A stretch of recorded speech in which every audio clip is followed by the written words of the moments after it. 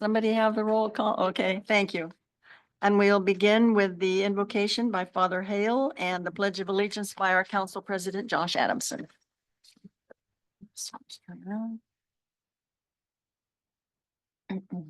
Let's pray.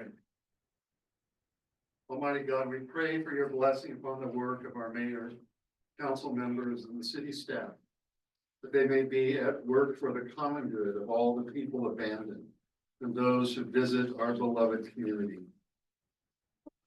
In these contentious times in which we live, we especially pray for a spirit of cooperation in which the city, together with businesses, social service agencies, churches, volunteer groups, and individuals, might work to create and strengthen our common life. You have blessed us with so much. Help us to be a blessing to one another. Amen. Amen. I pledge allegiance to the flag of the United States of America and to the republic for which it stands, one nation, under God, indivisible, with liberty and justice for all. Okay, the first item on the agenda is a presentation by the Greater Bandon Association, the Volunteer of the Month.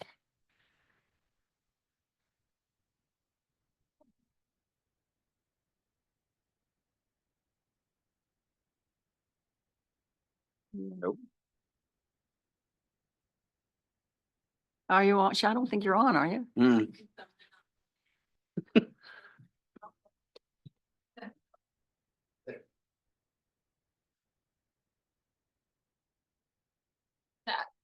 Sounds like that's working. Oh, There we now go. you're on. All right, great. Good evening, Madam Mayor, City Council members and staff. It is my great honor tonight to recognize an outstanding individual who has dedicated countless hours to making a difference in Bandon. Our Volunteer of the Month is someone who truly embodies the spirit of service, leadership, and commitment. Preston Waite is the quartermaster of the VFW Post 3440, now simply known as the Post. He has been the driving force behind its recent transformation and success. Since moving to Bandon 6 years ago and joining the Post 5 years ago, Preston has worn just about every hat imaginable. He started as the IT guy, but that role quickly expanded because when something needs to be done, Preston just steps up, right? A lot of people do. During his time at the Post, he has secured the OLCC approval for the canteen to serve alcohol. He has written and secured grants to support vital improvements. He's overseen roof repairs, gutter replacements, kitchen upgrades, and even a walk-in cooler installation. He's managed landscaping projects. He started as the IT guy, so he's doing the IT systems and the bookkeeping. He's installed a point-of-sale system, led a restroom remodel. He even stepped into the kitchen cooking for nearly a year until they hired a new chef. And if you think that's impressive, yes, he's cleaned toilets too. Qualified. Marianne Sands, who's actually back here in the room, nominated Preston. When she nominated him, she called him the jack of all trades and the master of some. And it's safe to say there's hardly a job that Preston hasn't done at the Post. Perhaps what makes Preston's contributions even more special is how he has worked to open the Post to the community, creating opportunities for everyone to gather, connect, and enjoy things like Taco Tuesdays, Friday night dinners, and bingo, which is tonight. Preston's dedication has not only strengthened the Post, but has made it a true hub for veterans in the entire Bandon community. We are so fortunate to have you here, making a difference every single day. On behalf of the Greater Bandon Association, it is my privilege to present you with the Volunteer of the Month Award. And Preston is receiving an engraved plaque and a gift certificate to the Wheelhouse Restaurant, because a little bird told me you like to go there. So, oh, good. All right. Well, congratulations, Preston, and thank you on your award. Your work.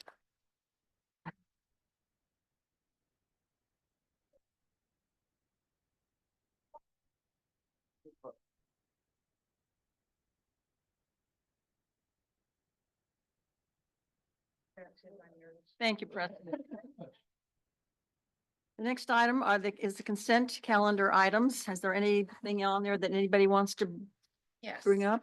Yeah, I want to bring up item 3.11. It's the liquor license. Hmm. I thought a long time ago, we agreed that the liquor licenses would come to us for review. Does anybody remember that? Yeah. You do? And it's not. So I don't know if we can fix that. Because sometimes I'm sure that we're going to have questions on these businesses. Like right now, I have a question on Brothers Market. Who are they? What are they doing? Because it says off premises for their liquor license. It's, you know where the Pacific Realty is right there next to McKay's? Mhm. It looks like it's going in right in that corner entrance. But it says off premises for their liquor license. Right, I think it's a market, like a Fast Mart, Oh, where they're selling Another Going Fast there. Mart.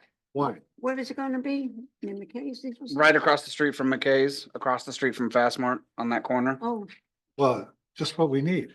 Yeah, okay. another one. Well, I do know that June looked at the law and it all it requires is that this city administrator or city recorder contact the police to make sure that they don't have any problems, which she did. But I will say that instead of saying the city of Bandon has issued 3 liquor licenses, it would be signed off on. Yeah. Because we don't, I think OLCC issues the licenses. they do. We don't issue them, but that's just terminology. But they also need our approval. Yes. Yeah. We need to sign off on them. Yeah. Yes. So can we bring the liquor licenses to the council to look at before they're all signed off? Because you signed off and June signed off, and now we get it in the aftermath again. June, you there? Is June there? I'll be happy to work with Okay. June, the city recorder and the city attorney to make sure that what we do in the form of a process Okay. for review and consideration is compliant with the law. Yeah, because we're the ones that get the phone Because calls. see, most of the things that we hear, that we get in the consent calendar have already happened. Yeah, So it's not unusual, but I think if we just had copies of them so that we could ask questions. Yes. That would be fine. They may have already been signed off on, but if we could just find out a little bit more about them. Not that we have any, if the police are fine with it, then it's really not up to us, but. I have a- Okay, that's all I had on the consent agenda. I have I hear a it. question yes, on 3.8. Water utility. Gallons leaving the plant, gallons backwash, gallons sold, percent loss. Here we go. How do you gain water at the end when you're washing that?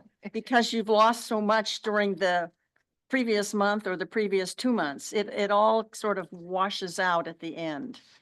Sometimes, We went through this with a fine. yeah, we have tooth comb gone, with we've Jim gone at the through this water so many plant. times. Oh, okay. We had him in so many meetings and he explained everything to us. And yes, it does make sense, but it doesn't look like it makes sense. Oh, it doesn't look like it Yes. makes sense. Because But it last does. January, we lost 31% of the Right, water. I saw Right. Okay, that. well, Right. that really isn't realistic either. No. Where did it go? It's a long story. It isn't lost. Somebody's not stealing it. No. No, I didn't. Sometimes But it was. doesn't it have to do with flushing the hydrants and things like that? Yes, a That lot of makes it a does. difference. Yes, You city understand. staff has reported to us. We meet every Monday morning to review things that we're working on. But what we realized is it syncing up when the meters are read as to when we report them. There was Oh, a most- week and a half window in between when the meters were read and when they were reported to the council. So we've synced that up. So now it's no more than a day and a half or 2. And that has resulted in more accurate figures that we report. Okay. And you. thank you to the police department for doing such a good job. Anybody Notice our else? speeding tickets are up again. Do Move I to hear a approve? motion? Motion to approve? I think Josh made the motion and. Oh, Madeline sorry, seconded second. it To approve the consent agenda. All in favor? Aye. Unanimous.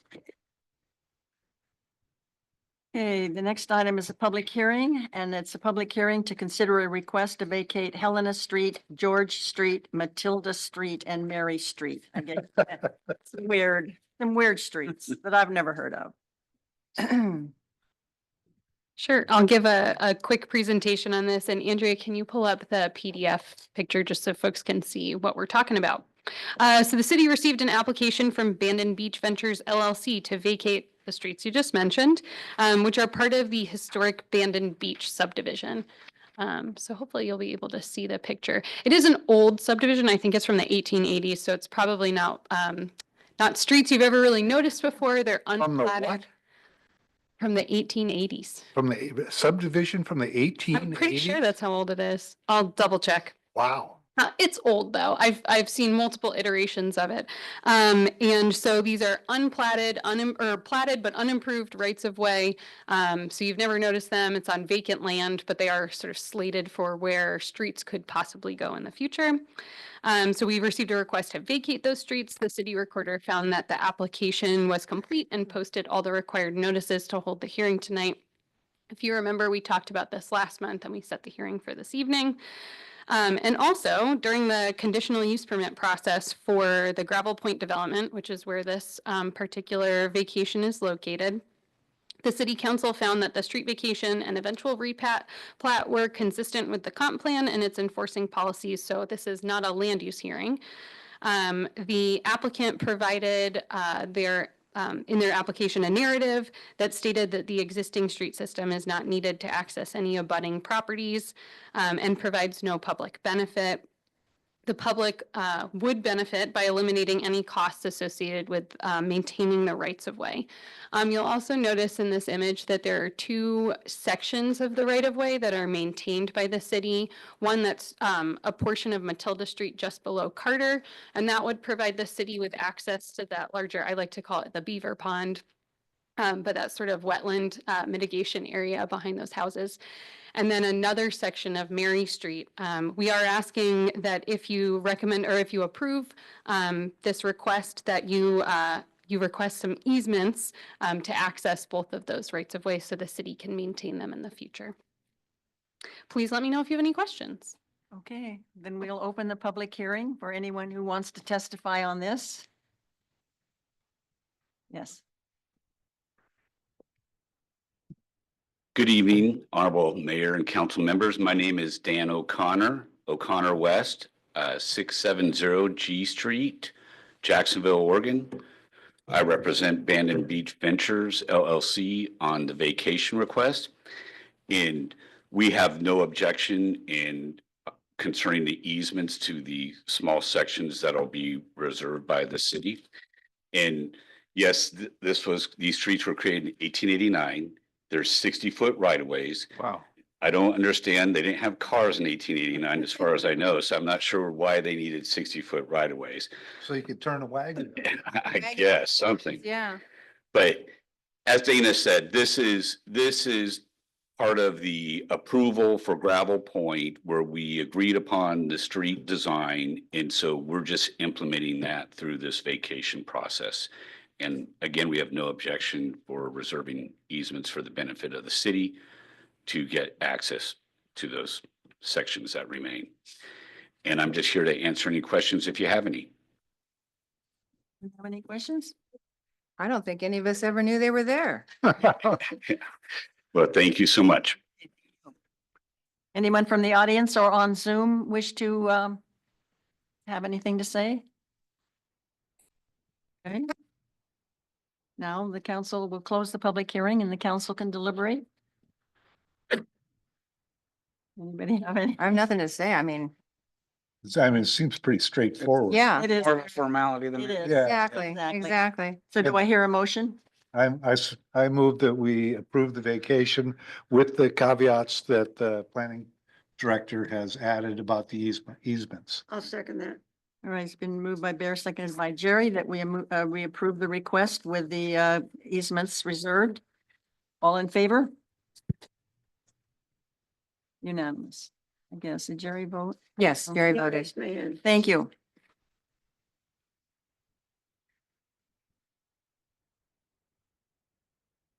Okay, under old and new business. The next item is the city council consideration of an agreement between the city of Bandon and the Bandon Chamber of Commerce to provide independent contract services for the promotion of local tourism in accordance with ORS 320.350. Yeah, Or somebody, who has this one? You turned it off. Are you on? Oh, yes. Yeah, I am a member of the Chamber of Commerce Board of Directors, so I would like to recuse myself from this. And Okay. I'll join you guys after. I'd just like to say I am a member of the Chamber of Commerce. I'm not on the board, but I don't think that's. So are we, I mean, Yeah, so members too, so. Just wanted to, not cause any trouble. Troublemaker. Okay, who's giving the report? I will this evening. All right, Madam Mayor, members of the City Council, I'm very happy to present to you a proposal that's taken extensive work on the part of city staff and representatives from the chamber who are here in person. With that said, item 5.1 is a request for city council authorization for the city manager to enter into an agreement on behalf of the city and chamber for the provision of contract services geared towards the promotion of local tourism. We've had a longstanding arrangement with the chamber to outsource and contract with them to provide local tourism promotion. And this is an extension and continuation of that relationship. This agreement essentially establishes the responsibilities of both the city and the chamber with regards to promoting tourism. The chamber, in its capacity as a contractor, will be independent of the city and not considered to be a city employee. The term of this agreement shall run from July 1, 2025 through June 30th, 2026, with automatic annual renewals. Once this item was published and circulated to the general public and the council, I was contacted by a representative of the chamber requesting one additional change. And if I could draw your attention to the second page of the agreement, provision B, termination of agreement 1 at will. The chamber's requesting that the 90-day written notice be extended to 180 days. City staff has reviewed that. We feel that, it's appropriate, and we recommend that it be included in the final agreement for execution this evening. okay, Per the terms of this agreement, the chamber shall be responsible for developing an annual operations and promotions plan, also presenting a budget to be reviewed and approved by the council. They will operate the visitor center. They'll promote local tourism, maintain records of their TOT expenditures, and prepare quarterly reports for submittal to city staff and referral to the city council. The city's responsibilities include allocating TOT revenue for the promotion of local tourism. With that, the city commits to allocating $225,000 in fiscal year 2025-26 with annual CPI adjustments with a collar of 2% and 4%. Payments will be remitted annually or quarterly upon invoicing submitted by the chamber. We will also provide free use of the Visitor Information Center building and the surrounding property. We will also be tasked with overseeing the appropriate expenditure of TOT revenue. The fiscal impact to the city commencing next fiscal year would be $225,000 with the inclusion of CPI adjustments annually. With that said, city staff recommends that the council move to approve and authorize the city manager to enter into this agreement. And with that said, that concludes my presentation, and we do have, as I mentioned earlier, representatives from the chamber in the audience. Thank you. thank you. I have a question. What was the calculation used to get to the 225? Perhaps the mayor may have some additional background, but I know that it was negotiated through the discussions we had with the chamber. Yeah, and it's pretty close to what they've been getting. And this way, it's not a percentage, because if we were to get 3 new motels in town, a percentage would just be unreasonable. Let's put it this way. Yeah. This way, we've capped it at a certain amount. They can depend on it for what they need, and they know that it'll go up probably 2 to 4% a year. And I mean, we're required by state law Yeah. for 70% of the TOT money. For example, for those who may not know, our revenue from property taxes amounts to about 200 to 225,000 a year, and the revenue from TOT amounts to about 1.4 million a year. So we are required by the state that 70% of the new revenue, which would be the money between 6 cents and 9.5 cents, that go to tourism promotion. And we have chosen the chamber to represent us with a tourism promotion. And I did meet with the new officers, and I want to say that I was extremely impressed They have hit the ground running, and the four of them are doing a great job, and now they have hired Ann, I believe. And so I'm really looking forward to a good relationship with the chamber and what they're already doing. I have one question for a chamber rep, whoever wants to speak. Brandy, you want to come up? Brandy? Anybody? It's not a hard one, trust me. Well, Ann's on, It's just a really fast one. Ann's there too. Okay. Are you guys good with the 225? Are you? Yes. You think that's going to be covering, it'll cover all the things that you want to do for social media and Yes. advertising and all of that? Yeah, it's basically, we use that budget towards tourism. So whatever the number is, that's what we're spending it on. Yeah. No, I know. I just want to make sure Yes. it's enough and you feel it's enough. Yes. Okay, thank you. What was the reason for the termination date change? To go from 90 to 180? Somebody from As the chamber? explained, and Randy may elaborate, but as explained to city staff, in light of the fact that they enter into contracts, it would be more reasonable to expect a longer notice to allow them the opportunity to resolve those contracts and related issues. Oh, okay. Okay, all right. Anybody else have any questions? If not, do I hear a motion? I move to approve. Second? Been moved by Josh, seconded by Madeline to approve the agreement with the chamber. All in favor? Unanimous. And thank you for all your cooperation to the board, Ann, and I believe Ann's visiting in Hawaii, but she's on there tonight. So we really appreciate your cooperation. All right, the next item is a memorandum of understanding between the city of Bandon and the Coquille Watershed Association. All right, thank you. So the city's vegetation management coordinator has been working on removing gorse, and particularly over the last couple years, he's been Dana, working. hang on. Oh, sure. We should bring. Oh, Archie yeah, we back should bring in. Archie back. Thank you. Oh, good thinking. Wherever Yeah, you go see went. if you could find him, will you? He's probably taking a nap. There he is. Sorry, we got started. We forgot it. That's hilarious. Okay, I'll restart. now that he's in the room. Okay, so the city's vegetation management coordinator, who works out of the planning department, has been working to remove gorse over the last couple of years along Beach Loop Drive. There have been 2 properties that we've identified that have no owner, which may seem kind of funny. There's a listed owner for one of them on the county assessor's map, and it says it's Coos County, but when digging into the files and working with Coos County doesn't own it. So with these unidentified owners, we have about an acre of gorse that has, no means of having the gorse actually removed.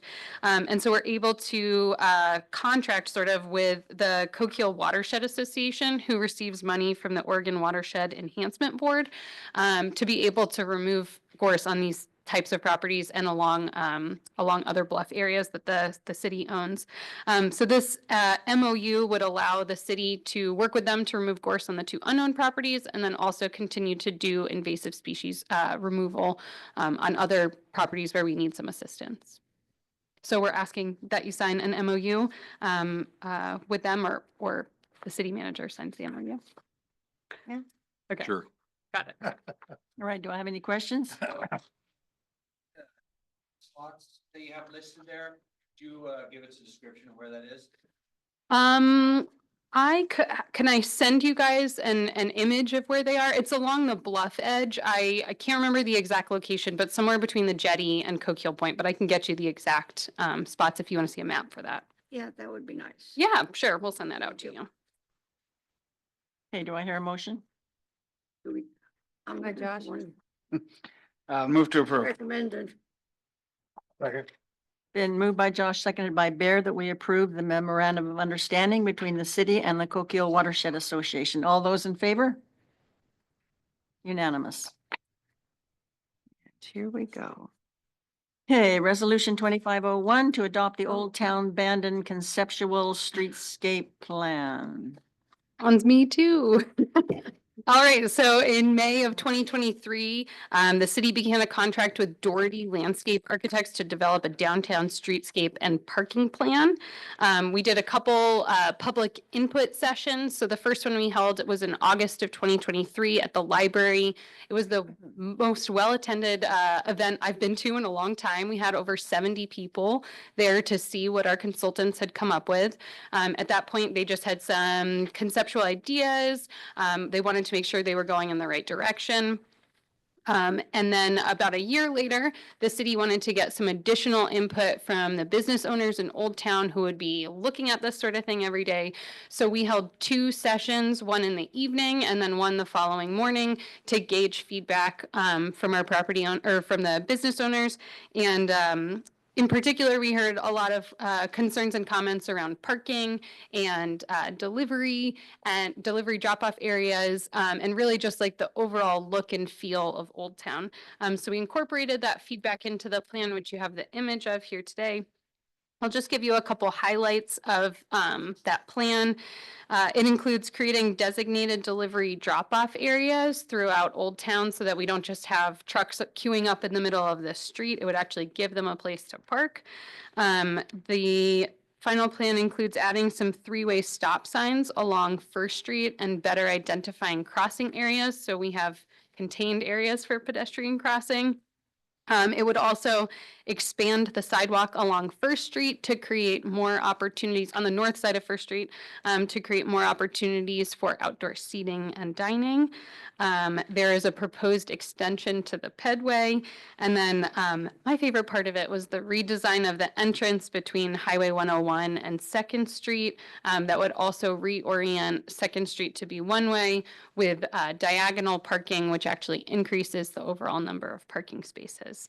And just as a reminder, this is just a concept plan, so it doesn't actually drill down into the finer details, and it doesn't hold us to anything. If you don't want to do the projects, you don't have to, but it does provide us with a roadmap for how to spend urban renewal dollars over the next many years. And also, once something is in a plan, it does allow us to apply for grant money to fund it.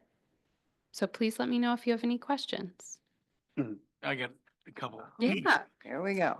All right, now, when you said there's gonna be designated drop-off areas, where exactly, because this is a question I was asking the guy there at Lloyd's and he didn't have an answer for. I believe that the identified area, let me pull up the map. It's kind of small in here, but Well, once Yeah. in front of the continuum, a whole great big swath in front of the continuum for one. yeah, it's sort of like where the sidewalks already in front of Bandon Cart and Gift. I believe that's identified as one area, and then the other one was the continuum.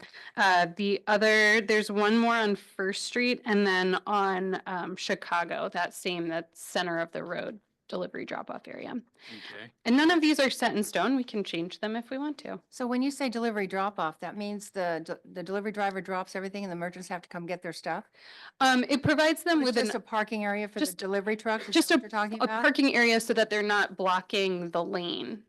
So people can continue to drive past them. It would also be, we talked about that if we had them, they would likely be signed to be timed, so people could have timed deliveries, and then otherwise it wouldn't be blocking their businesses, because that's another concern that we've gotten is trucks blocking the storefronts. So there's plenty of opportunities, and that's where I say this is just a conceptual plan to give you some ideas. But if we were ever to implement, there would be much more further discussion about the fine details of it. Yeah, because I mean, has anybody talked to UPS or FedEx? Because Yeah, they park wherever they want. I don't think they're gonna sit there and say, no, we'll park here and we're gonna walk 2.5 blocks to the guy's spot. and they're not going to give anybody a time limit, I mean, No, a they're gonna- time, when a they time show of up, When they're show going to up. arrive. No, they don't work like that. They only park briefly. Right, a UPS or a FedEx. Yeah, they're Or runners. to a, Yeah, like I think they're talking about a distributor. like the For food like a truck. restaurant, they would That's park what- for 20 minutes. Where Yeah. the UPS driver would just be in and out. I think that was what we walked around with Margaret Pounder from the chamber at the time, and that was one of the things that came up was I think it's like the Bigfoot delivery trucks that park in the middle of Chicago, and there might be a better place for them to park actually to get to other businesses that are getting those sorts of goods. Has anybody talked to Bigfoot to see if there's a better place? I mean, it sounds great, but has anybody talked to him? Because the reason they're parking there is because that's where the people that are getting the stuff are.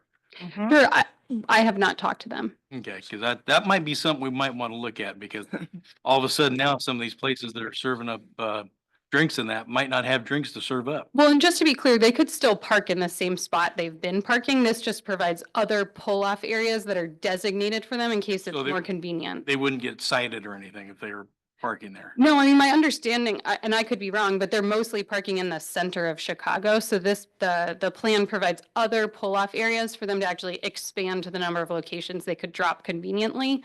It wouldn't limit them in any way, Okay. but I'm happy to talk to them and see what their opinions are.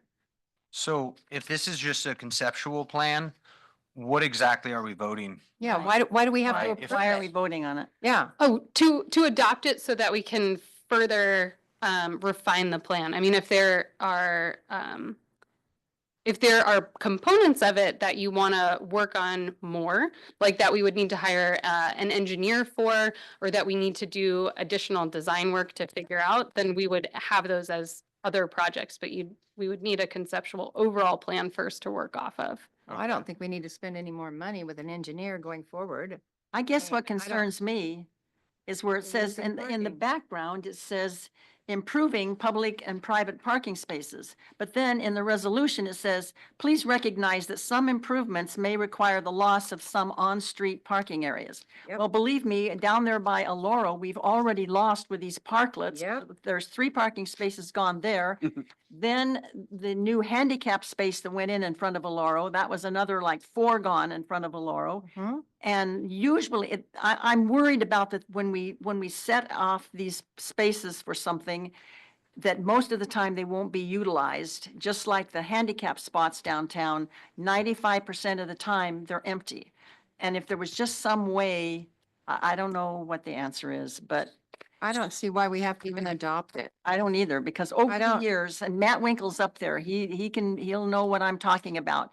Over the years, we have approved a lot of plans, we've approved a lot of things. And then 10 years later, we come back and the staff brings it to us and says, this is gonna happen. And we said, oh my gosh, why would we do that? Well, you approved it. And the words, we approved it, he has said to me so many times over the years. Yep. And then we don't even remember that we approved it because we didn't ask enough questions. We didn't really know what we were approving. Like the sidewalk to nowhere. Yeah, like this. Oh, but Denise likes it. I know you like it, but I don't know how many other people like it. We lost a ton of parking. That's my biggest problem. And there's hardscape parklets down in front of Lloyd's, which is Yeah. gonna take, I don't know. No. It scares me because I don't think I'm just afraid this is going to be another thing that we're Yep. gonna be held to and you're gonna say, well, Yep. you guys approved it. It's gonna I come get, back I and got, I bite got us. one more question. All right. The guy down at Lloyd's, I asked him, how many parking spaces are we losing? He didn't have an answer for me. Do we know? What? Oh, the guy that was presenting this. At the meeting in August. Back in Oh, August. you're talking about the Yeah. meeting. Yeah. Gotcha. In August. Okay. I said, how many parking spaces are they gonna lose? And they go, oh, I don't know that. I was like, have we figured out? how I many- believe there's no loss to parking spaces. So any parking space that is removed is added elsewhere, and that's on Alabama. There's an addition of parking spaces. And then if you reconfigured Second Street, there would be an addition of parking spaces. Okay. But that also is sort of hinged on the idea that you go through with everything in the plan, right? So if there are parts where you lose parking spaces that you don't want to go through with, I think that we don't go through with that, right? Right. So you could have an overall gain if all you did was change Alabama and the Second Street entrance. Right. So is there a way for us to vote today that we do want you to go forth and working on the beautification of Old Town in the overall idea of trying to improve it, but not on the specifics of this plan? We can, I think that's the thing that most of us are hesitant on, because there's about 100 different changes on this. And I can't even read it. we can adopt it as a. I know I had to have my. Not as. That's correct. I'd recommend that Yeah, the but- council adopt it as a conceptual plan, and as a landscape architect, I understand that requires further refinement and detail. Oftentimes, when you are in pursuit of grant funding, they request submittal of diagrammatic illustrations of what you're proposing to utilize the funding for. And if there was any interest in doing any improvements to Old Town, we could then reference this as a conceptual site plan with the understanding that further refinement will be forthcoming. And later during my comments this evening, I'll reference an exact situation where we're pursuing a grant application and they're requesting submittal of architectural illustrations and graphics as part of the application. But So if there is any interest in doing any future improvements to Old Town from what it currently exists today, then my recommendation is that you do approve this. They want But- a project ready. Yes, if we approve this, then we always have to come back to this plan, no matter what we do, because we adopted it, correct? It does. you're say- approving it as a conceptual plan. It's not etched in Right, but stone. every time we go to talk about any improvements, we're gonna have to come back to this because we've already adopted this No. conceptual plan. No, We don't have to do anything on here. no, Then why are we adopting it? Because it gives us a starting point. in case they want to move forward with any sort of, The other reason is that it provides staff with coverage.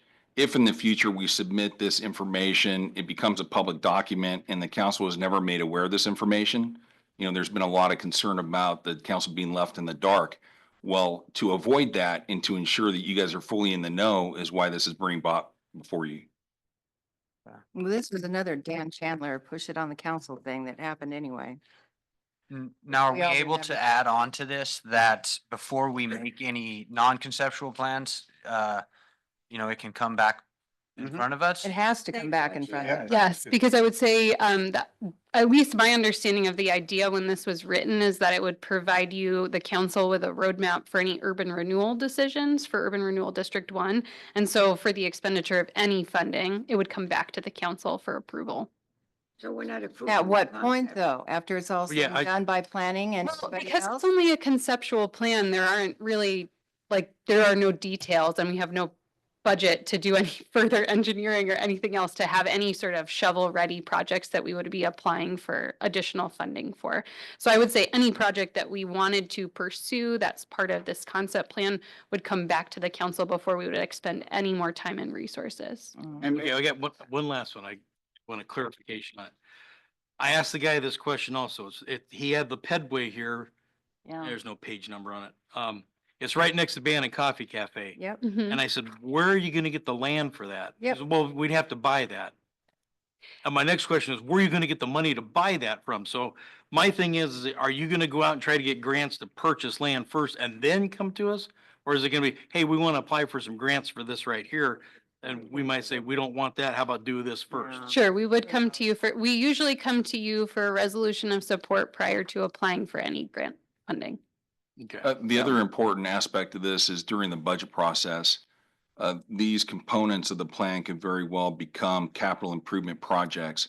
So if there's an interest in doing any pedestrian enhancements within Old Town, then that would be identified as a potential capital improvement project during the budget process.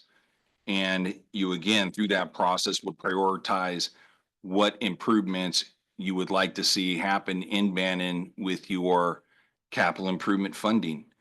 So the council will be involved in every process or part of this decision, from the allocation and assignment of funding to deeming a project to be a priority project of the council.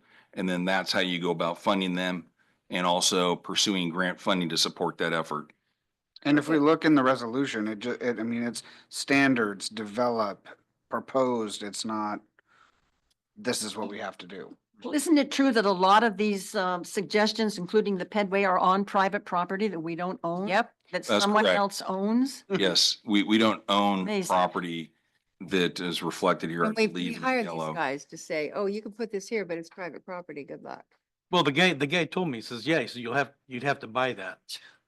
Well, I think that, the idea behind it is that it's a conceptual plan and it's meant to sort of inspire what Old Town could look like if that area built out. And so it would require buy-in of the property owners that were there. But I think that the portion of the Pedway that we have could only be made more successful by having it extend elsewhere. And it does provide additional opportunity to have more business store frontages on that rear side. So we would not make any property owner give us that land, but it's meant to inspire what could happen down there if people were interested. Okay, so condemnation wouldn't. Obviously come like into this, it. Dana. No, that's a city council decision. I'm not going to say. Yeah, that's. Anything, but we're not, that was not the intention of putting that in the Right. plan.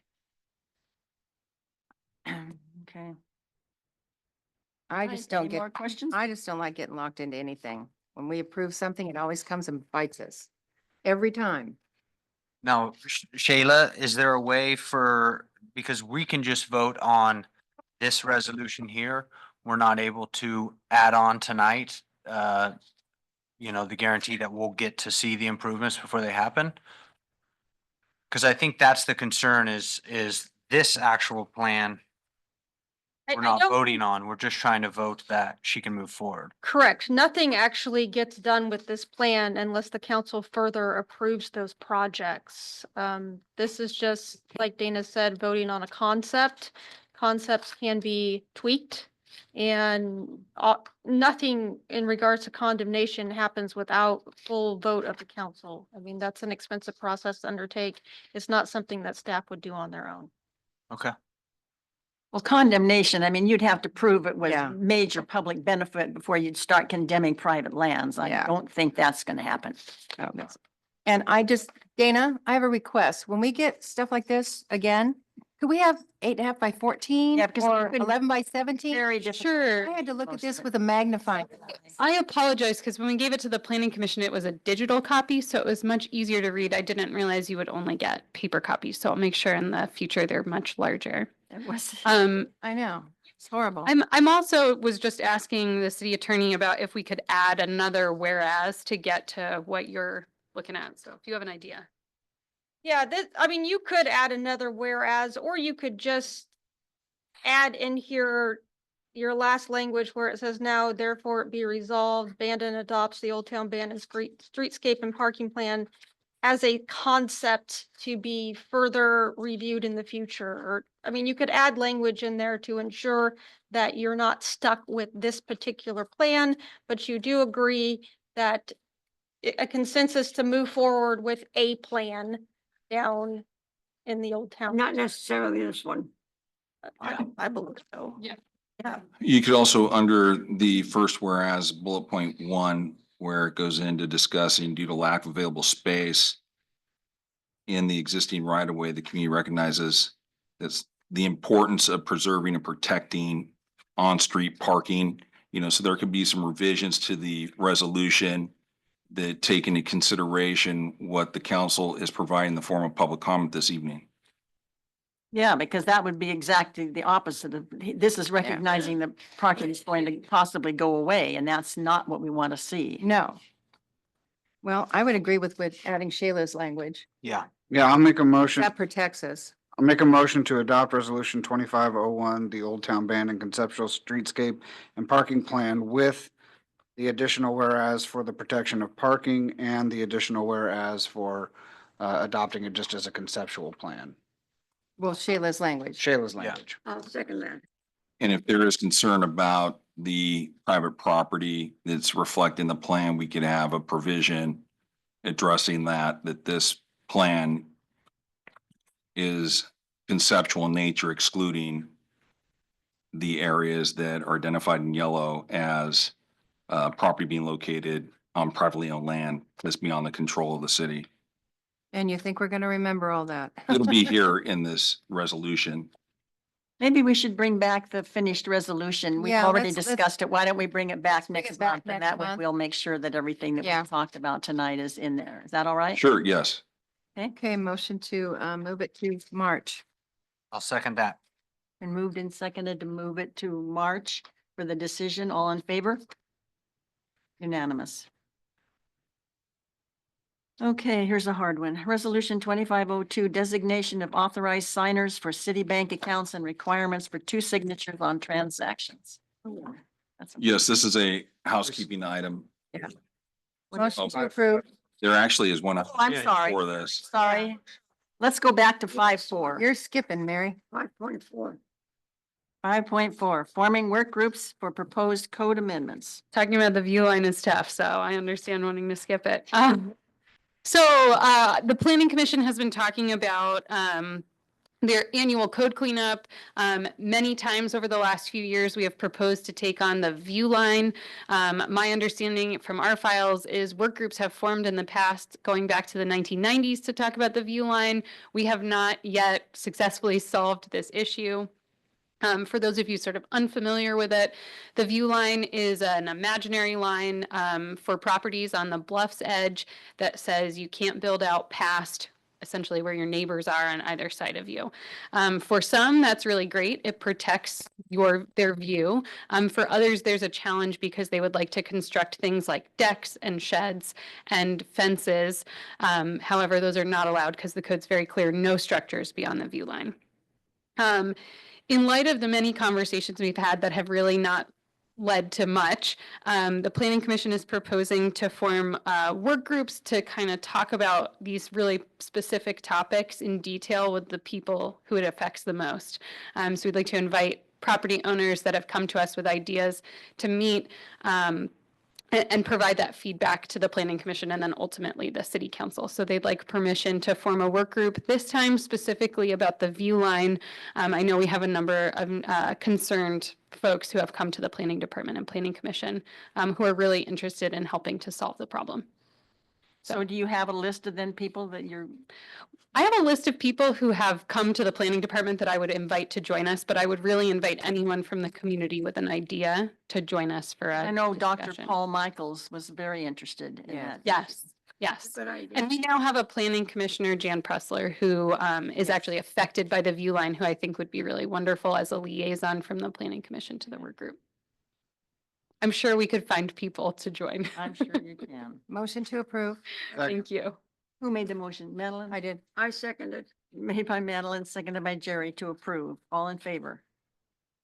And while we're on the subject, since this is a Bear and Archie have both indicated that they would like to form a committee to study the rate setting authority issue. And I think it's time that we, you know, somebody's going to have to provide them. I've printed off quite a bit of the background information dating back to when it first went into effect. But we really need to look at that. And I know, I'm sorry that Bill's not able to help take part either, but Bill was from the Planning Commission was very interested in that subject. And Is there a way digitally that you could send both Bear and Archie the background of where it started, how it started, moving forward, how many times it's gone out for the public to vote, that kind of thing? So they can do a little bit of homework before the committee starts? If we're going to form the committee? Sure, I think this is a separate item and may need to be agendized for discussion. why don't we put it on for March then? And put it on That'll for be March, fine. yeah. Put it, and by that time I'll have a packet ready of information that I've written over the last 25 years as to what has happened and how this happened. Yes. Yeah, so if And the there's 9 a, times that we've Continue gone to out. happen. in the 10 there's city council consensus to agendize this at the next meeting so that we can have a discussion, you know, we'd be happy to do that. Be fine. And have some history. Is that okay? Yeah. Okay. Yeah, with a goal of possibly creating a group, Yeah, Mhm. yeah. A committee. committee. All right. Okay, Now we're back on the check signing issue. so moved. Yes, this item is a housekeeping item. Now, do we and, have to come in and, do we have to go to the bank? There may be a requirement for us to go to the I've been bank Signing for years, so, if, and we go to the You're- same, it's the you're same. I think you're already on We're already on the bank's same card, register so- to sign on behalf of the city. but that's It's what- anybody who hasn't been authorized previously. So with that, in an Josh. effort to ensure our checks and balances, we require that we have a list of authorized city officials to sign checks for city financial transactions. In addition, we do require 2 signatures to ensure and reinforce the checks and balance. So with that, the individuals listed include the mayor, council president Joshua Adamson, Counselor Christopher Powell, myself, the city manager Tori Contreras, and finance director Paula Burris. So moved. So we've got to sign something. Talking about at the bank. No, but. Yes, No, I we, signed, when I did, I signed. Yeah, I think it's my understanding that there are signatures, June will have it for us next week. yeah, in the resolution next to the individual's name. And then there's also a requirement to sign the resolution in the form of approval, but I would defer to June upon her return to the Yeah. office. They'll tell us what to do. Yeah. Okay, Okay. Now, we still need to motion to approve this? Yeah, Oh. resolution 2502. I have a motion on the floor. Who moved the motion? I did. I'll second. Been moved by Madeline, seconded by Josh to approve resolution number 25. My second, but that's okay. Oh, good. Gary second. Whoever seconded, they may fight over who seconded. All in favor? All in favor, unanimous. Oh, God. All right, Get too serious. city I council know. consideration of agreement between the city of Bandon and CCD Business Development Corporation to provide independent contract services for grant writing. Tori, I think this is you. Yes, thank you, Madam Mayor, members of the council. As indicated by way of the title, this is a request to obtain council authorization to enter into an agreement with the CCD Business Development Corporation in an effort for the city to pursue available grant funding provided by Business Oregon Community Development Block Grant, commonly referred to as CDBG, for the fall of 2025. This consultant would assist staff in preparing the grant applications and facilitating the process and ensuring that all the requirements of the grant process are satisfied. With that said, the city is committing to a contribution not to exceed $1,500 for the entire year of their services, with the majority of the balance being paid for the Bandon Dunes Charitable Foundation. So we're in a position to take advantage of their generosity to retain this consultant that has expertise in grant writing. There's currently, I think, $2 million available in CDBG grant funding. This will help, and some of the projects that may be eligible for this here in Bandon include water distribution system upgrades, wastewater treatment plant upgrades, raw water tank reservoir construction, raw water intake upgrades. So with that, we think that it'd be in the city's best interest to move forward with entering into this agreement for contract services to assist us in pursuing grant funding. The ownership and all the materials that are generated by the consultant will remain the property of the city. And again, the fiscal impact to the city is an amount not to exceed $1,500 with the potential upside of generating significant grant funding revenue to support our operations. So with that, we are requesting city council authorization for the city manager to execute this contract with CCD Business Development Corporation for an amount not to exceed $1,500. That includes my presentation. I have a question. Yes. Yeah. sure. Am I, $1,500? That's like 12 hours. It's a bargain. Yeah, I'm going, that's nothing. Yes. What do they think?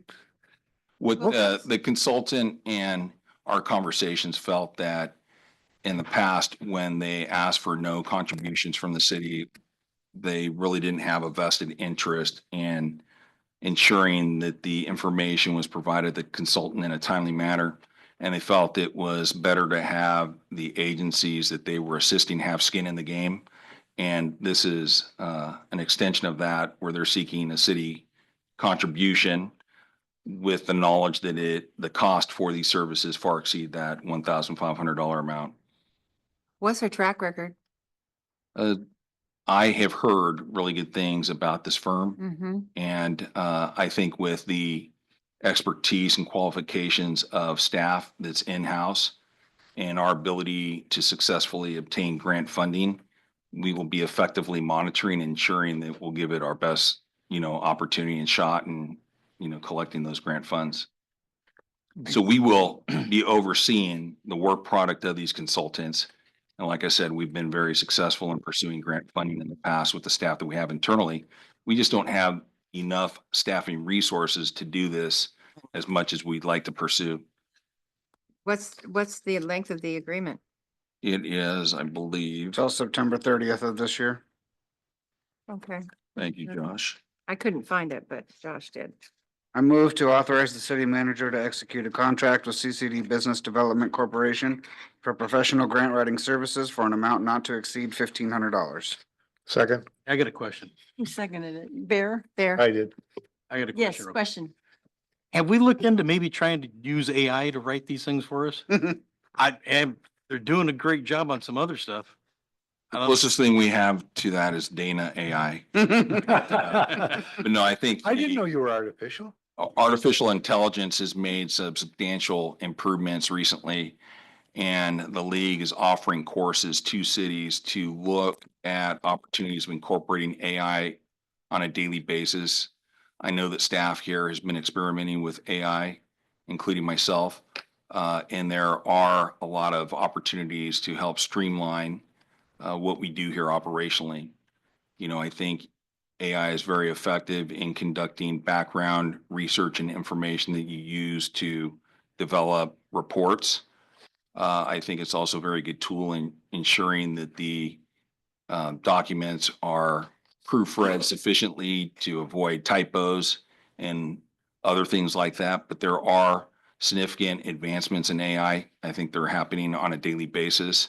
And I know that grant funding, if there were, you know, a concerted effort on these individuals to develop programs to help support cities in pursuing this funding, I think it'd be very lucrative. So I would envision that happening in the very near future. Okay, we have a motion on the floor In a second. and a second. Josh made the motion, Bear seconded it. All in favor? Unanimous. And now we have the audits. So I guess somebody will be explaining them to us. Yes, thank you, Madam Mayor, members of council.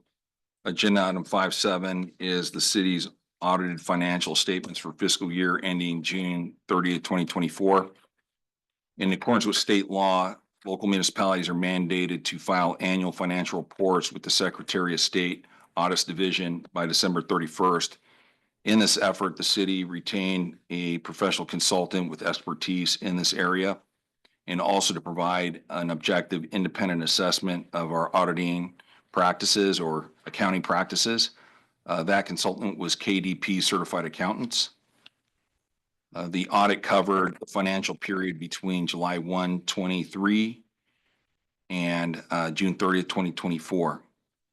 The audit found no deficiencies or material weaknesses in the city's internal financial controls or financial reporting. So with that said, city staff is requesting the council review, discuss, and file this information pertaining to the city's annual financial report and independent auditor's report for fiscal year ending June 30, 2024. That includes my presentation. I could jump right into the next one because it's very similar. The only difference is that the prior item pertained to the city's audited financial statements, and this item 5.8, pertains to the city's urban renewal agency.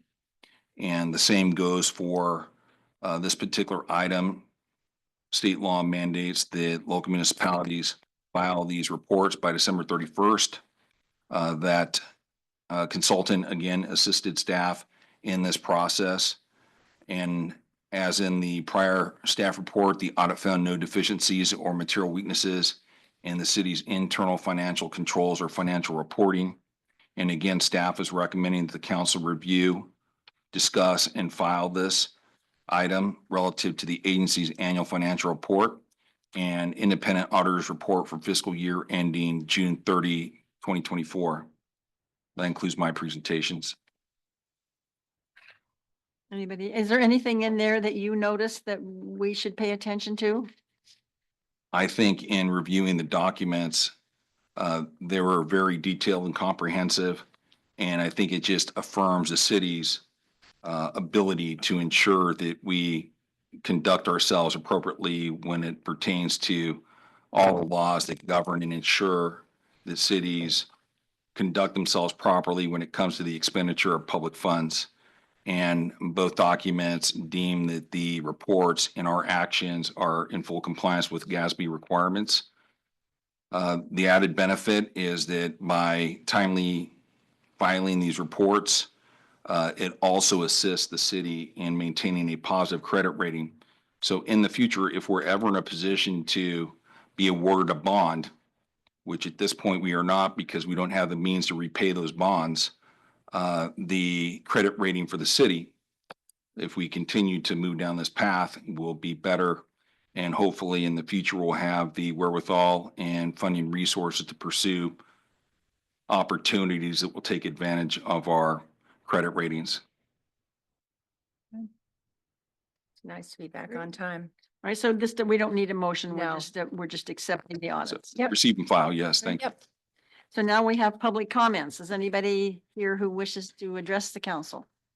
Don't And we'd forget- like you to stay in 3 minutes if possible. And these are for items, of course, that have not been on the agenda. Don't forget Zoom. I said anybody. I'm here. I don't know Hi, this is Matt. this is Matt Winkle up here. Yes, And can you hear me okay?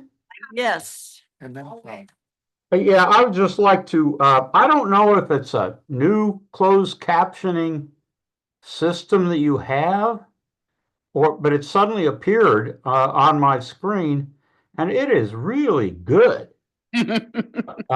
Whoever is responsible for all this, I mean, it comes up quick, and I don't recall it before, so it's really accurate, and Never, I really want to compliment whoever it is responsible for that, unless I just missed it all these meetings.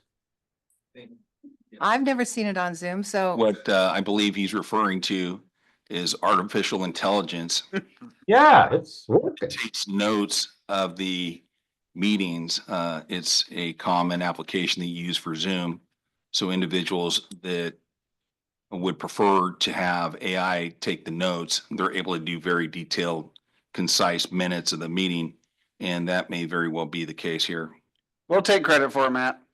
Yeah, it's the closed captioning thing. On planning commission meetings on Facebook. That's close. Okay, does anybody wow. else have I any haven't comments? seen that yet. Oh, my goodness. Okay. Anybody else? Oh, it works great. And one last thing, if you will, That's what I Uh, love. Gotta love Matt. you had appointed the committee, I think, to look into the utility rate settings thing. I was around when all that happened. Yeah. Oh, And yeah. I have all of the background, having lived through all that early stuff, that might be helpful. And then through subsequent, there've been several different councils and mayors and things while I was at the city. And if that committee wants, and that'd be up to the committee members, I'd be glad to come in at some point and just kind of fill them in on the very beginning of that and how that happened and why that happened. Thank you. I'm sure they would, That'll- because you that'd are the be really one helpful. person that I can think of that has the entire history, good, Yep. bad, and ugly. Yes, I have Matt's phone Yeah. number. Speed dial, so I'll reach out to him. Yeah, Make sure. we'll that reach we out to you, Matt, to let Get you him to know. commit. Okay, great. Thank Okay, thank you much. Thank you. Anybody else? Hard to top that, but Everybody's so. anybody up on the Zoom? Richard, anybody want to say something? Nobody's got their Okay, hand up. Sherry, you guys are all here. Okay. All right, well, now we'll go to Staff. the staff. Well, city manager, it just says city. Oh, manager. city They don't manager. have- Yes, I think I have two items to report. One pertains to the Main Street revitalization grant. We've been approached by GBA to work in partnership with them in pursuing grant funding that would be applied towards the joint workforce housing project. And we have the potential through this effort to generate $40,000 in grant funding that will be applied, reducing the price point of these units. With that said, there's also a component in this application where they're requesting conceptual information. And as I mentioned previously in a other item that was discussed this evening, oftentimes these graphic illustrations are required as part of submittal packages to further illustrate for the decision-making body as to whether or not there's interest in awarding a grant to a city. So if there is the ability to pursue grant funding, whether it's in support of the joint workforce housing project or to obtain grant funding for improved pedestrian access in Old Town, these plans come into play at that point. Okay. The other item I would like to announce is that there'll be an open house to discuss the transportation system plan. This is at the request of the city council to solicit more public input regarding proposed improvements to Highway 101. This open house will be held on Monday, February 10th. And it will be at the Barn Community Center between 4 and 5:30 p.m. Again, this open house is being hosted by the city in conjunction with ODOT and the consultant. It will present potential options for discussion purposes for Highway 101. A postcard was prepared and circulated to the community, requesting and encouraging their participation. That's all I have this evening. Did you say Monday, February 1? Yes, February 10th. February 10th. Coming Monday. Week from Next Monday. Yeah. Week from today. We haven't, so we have gotten publicity out on it? We have, and I'll defer to Dana because this is under her wheelhouse. Yes, Sure. the ODOT provided funding to send a postcard to everyone in the city, so it should have arrived. If it hasn't, it should be on its way. I good. didn't mail it. We haven't gotten it. And we will also get something up on the city's website. Okay, yeah, because people will be interested in that. Yeah. You think the discussion on the conceptual plan for downtown is something, wait until you start reconfiguring the highway, then we will all be. Oh, boy. All right, city council comments. Bear. Yeah, actually, I talked to Tori earlier today. I would like to see a class on budgets. I'm not an accountant and I can kind of figure out what's going on, but I certainly would appreciate it if we had some sort of a financial person give us an hour or so to explain budgets. You know, what do all these numbers mean? And a lot of them you can figure out, but a lot of them you can't. League of Oregon Cities. I was just gonna say League of Oregon Yes. Cities. In fact, they do it routinely. Now, I Yes. don't know if there's gonna be one in Coos Bay, but they do the whole Municipal budget classes. full budget classes. Really? Go on their website, Bear. Okay. Yeah. Is that all, Bear? Yep. Okay, Jer? No, I don't have anything. Madam? Just it's a busy month for Bandon with everything going on, starting tomorrow with the museum and then, well, not only the Bite, but, this Wine and Seafood Festival, the Gorse Blossom Festival, and then Lori's having Abacella Wine Dinner. So it's a very busy month. And that's good for the middle of winter. And the Bite Abandon on the Yeah, 22nd. I said that, yeah. The concern I have, and somebody brought it up the other day, is that the contract to rent the barn says that the renter is personally liable. Yep. And when the state signs it, or the hospital, for example, I know one of our doctors, but they were signing it for the hospital. And the people that we heard from, Madeline and I were at Rotary, and she mentioned that to us. They don't mind saying that they're liable, but they don't want to have the person who signs it, who's just simply a representative of the state or the hospital, to be personally liable. I mean, that's just beyond the pay. We need to look into some kind of language, maybe have two separate agreements, one that's a corporate and one's that a personal party, Yeah. you know, something like that. Yeah, because if it's a baby shower or a funeral or yeah, something, they're yeah, then the personally person that responsible. signs it should be personally liable. But not something for the state or somebody like that. I mean, they shouldn't be personally liable.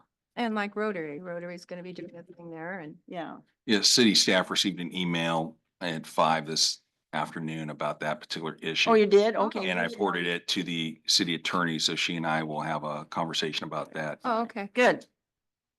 Josh? I have nothing. I was gonna mention Gorse, but Madeline got to it, so. Gorse. Just a thank you to the city staff and the other councilmen and the mayor for being so welcoming these first 2 months that I've been here. Really appreciate it. I'm good. Oh, I have one other things. I want to congratulate our winner of the Volunteer of the Month. Volunteer of the month. And thank Beth again for doing that Yes. every month. Thank you, Beth. Okay, All right. we're adjourned.